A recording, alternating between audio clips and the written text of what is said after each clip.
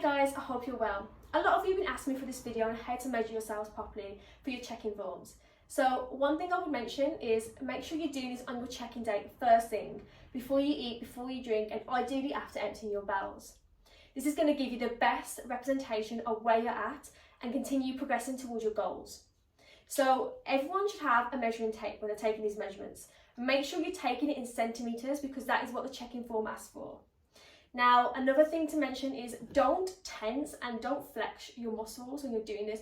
Just try and relax, okay? Now, I'm just going to guide you through each measurement. So the first one on the check-in form should be your chest. What you want to do is you want to pull it across your back and line it up with your nipples and just take that measurement there. If you've got someone to do this, it's much easier, but if you're doing it by yourself, maybe look in the mirror and just make sure you're taking it at the exact same spot each week. Now, there should be some fluctuations, obviously, as you're gaining or losing weight, but if you're seeing massive changes, then you're probably not doing it right. For your biceps, basically, you want to just move the measuring tape across the widest part, which is probably going to be in the middle, and just keep your arms by your side again. Don't flex, don't tense, and take both biceps because they may be a little bit different. For your fourth measurement, it's going to be your waist. So with your waist, you want to take it across the smallest part of your waist, okay?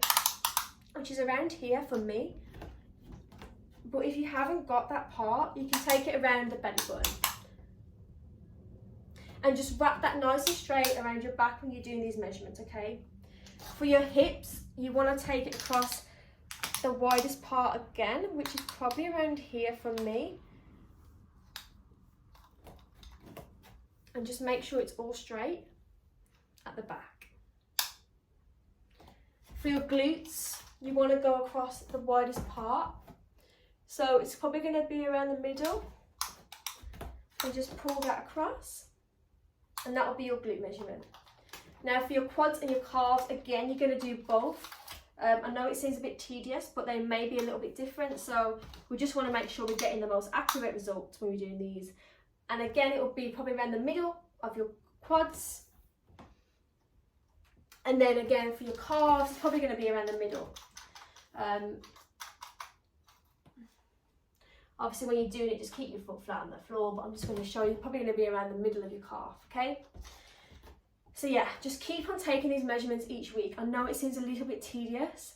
And what I would say is don't rush through it just to get it done. Like, really think about what you're doing and making sure that you're doing it in the right places, because honestly, when you see those changes, it's going to motivate you even more to keep progressing towards your goals, because the scale is not always accurate, okay? So yeah, obviously you want to be taking photos and we want to be getting these measurements, because overall these are going to give you a better representation of how well you're progressing towards your goals.